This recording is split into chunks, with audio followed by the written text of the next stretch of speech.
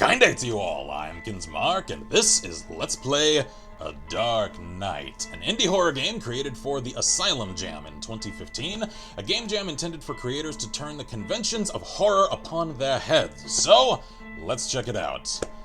Alright, Trevor, the view on the balcony is lovely. I shall be waiting for you there when you wake up. Click to continue. Alright.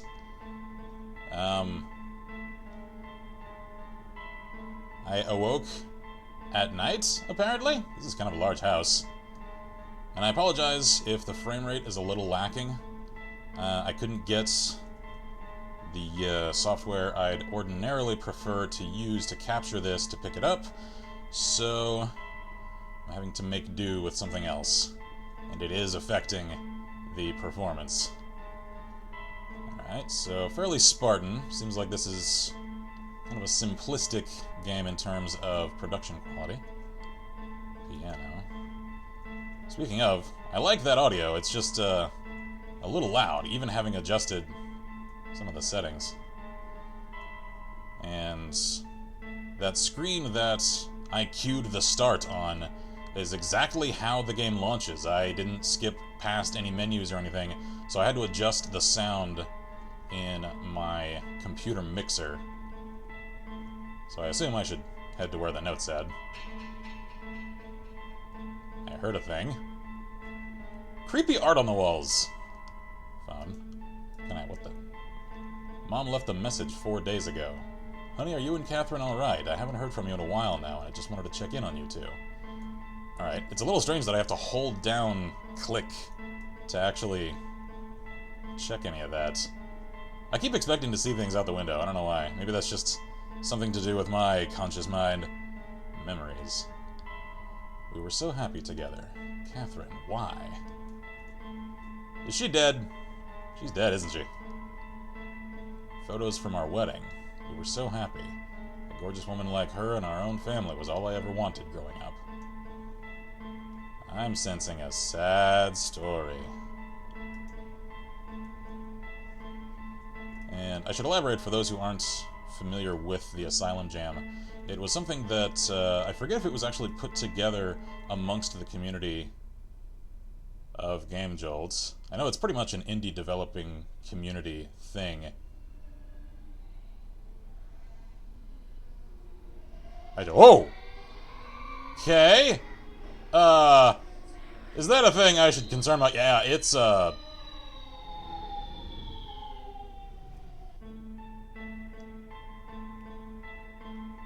Okay. I think I lost. So, let's try this again. From a different door this time. Alright. So now that I know I can hold click to check things, let me see if there's anything else in here to kind of piece a story together. Piano. Here we are.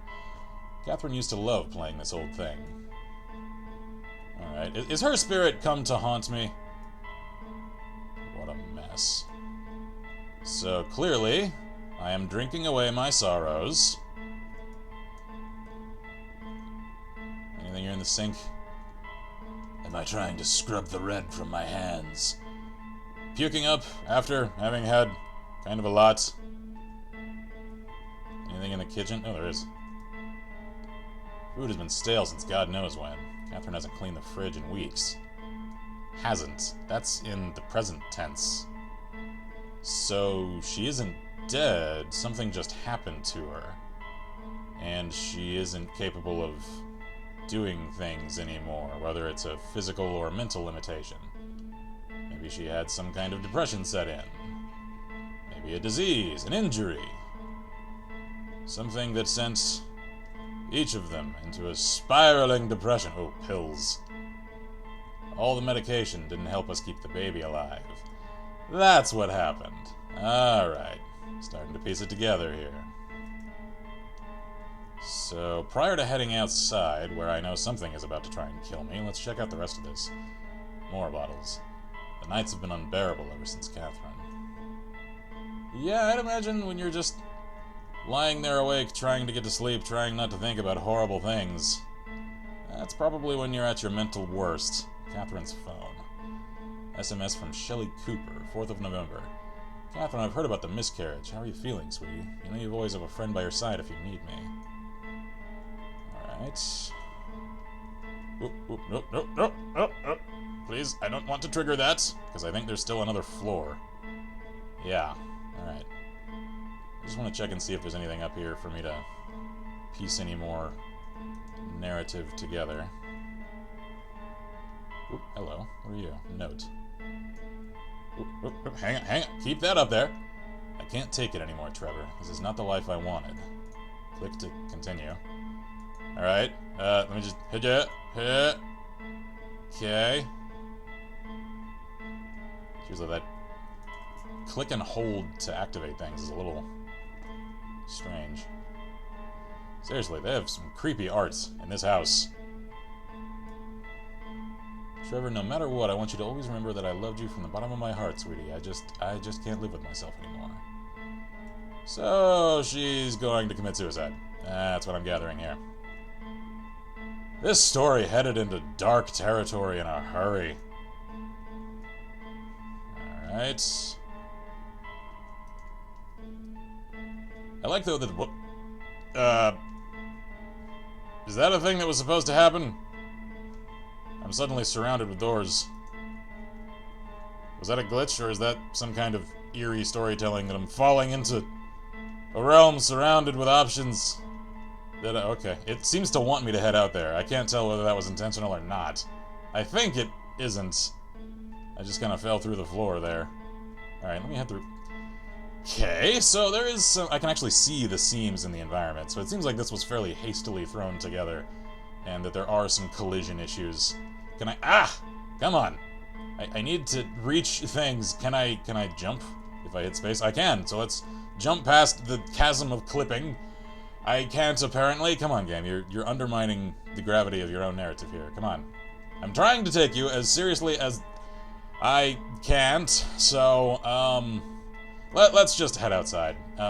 Apparently whatever is in that room isn't important enough for the creator to have made sure I can actually reach it during testing. So, that's actually this way, isn't it? Yes. Okay. Now, can I reach this thing prior to the cloud monster attacking me? Trevor, I'm sorry I have to leave you with all this burden. Uh-huh. Are you now? Right. I should probably, like, get moving. Because the cloud monster... Oh, hey there! Is coming for me. Can it clip through walls? Nope, nope. It has to come through doorways. Okay. I should probably try to escape. Oh, jeez. Oh, jeez. It, like, darkens the room as it comes toward me. Can I just, like, run? Can I... I was ahead of it!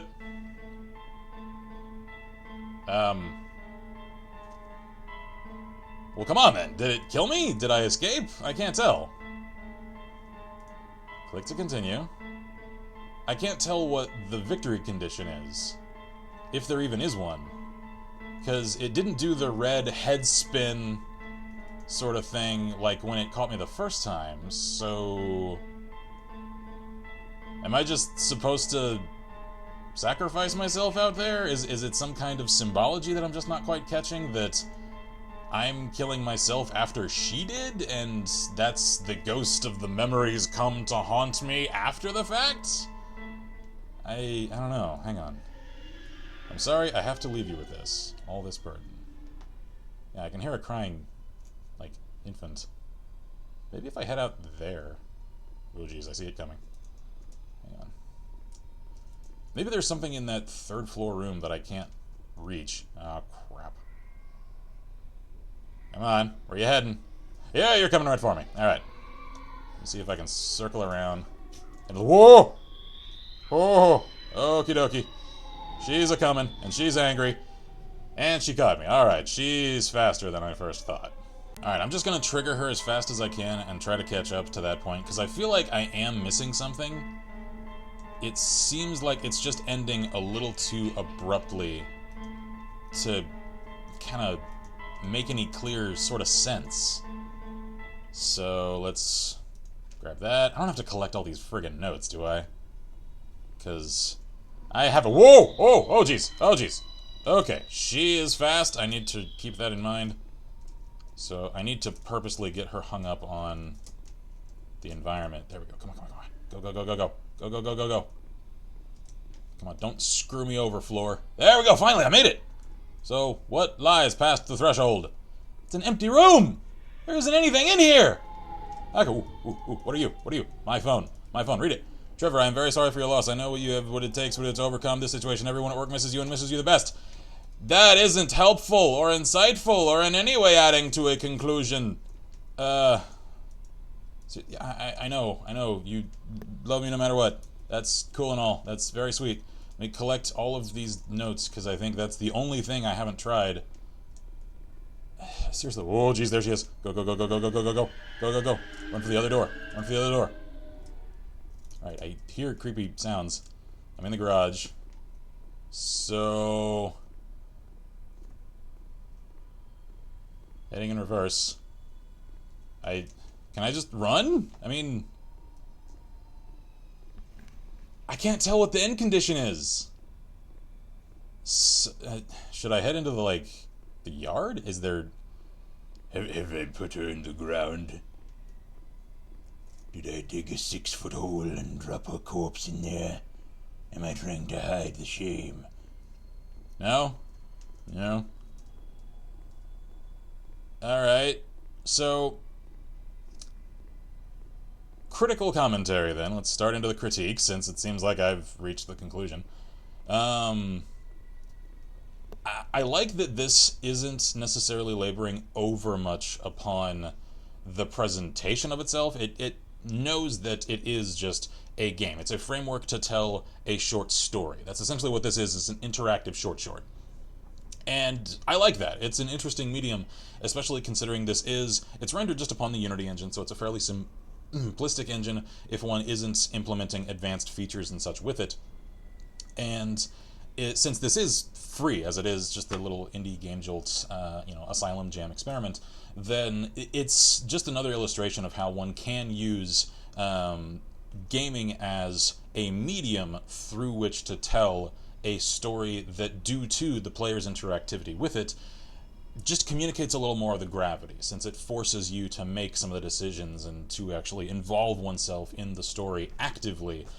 It just seems like this, in some cases, understands that, and yet it isn't fully investing in it. It isn't really doing much with the concept, since I can't find any sort of victory state.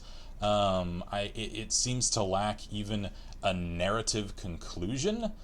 And again, clearly, considering I could see the seams and I was falling through the floor, it was hastily kind of slapdash thrown together. And I don't mean that in an overly critical sort of way, because I know a lot of games that were made for, a lot of game jams, and especially for the Asylum Jam, I think they were made within either a day or a week. It was a very short period, so I'm very forgiving when it comes to things that are to do with that level of production quality. And I tend to focus on these things more for the story. And the story here, I like that one has to kind of piecemeal each of the facets of it together from just exploring the house. I just wish it had a more concrete conclusion, even if it were very open-ended, so that you couldn't tell exactly what happens at the end. I just wish there were an end to speak of, because as I can tell so far, there isn't really. It's, she gets you, and that's it. Either that, or you just come out here and apparently get her hung up on a wall somewhere, and you escape. Just, you don't, actually, because the game isn't telling you escape. You just close it out, and she didn't get you, and you manage to piece the story together and live through it, and that's kind of all there is to it. So, maybe it's trying to tell some avant-garde message that I'm just missing. In any case, I enjoyed this. It was a fun little one-off. I kind of miss doing these indie horror games, and just indie games in general, so I'm certainly going to feature more of them on the channel here in the near future. I've had the itch to do that. So stick around for more of that here at Last Level Press. I am Kinsmarck. Thank you all kindly for watching, and as always, I wish you all good gaming, and Godspeed.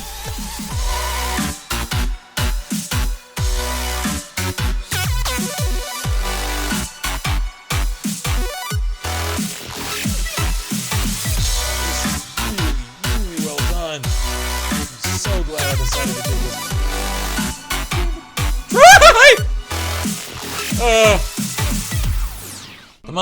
Come on, I'm here, kill me!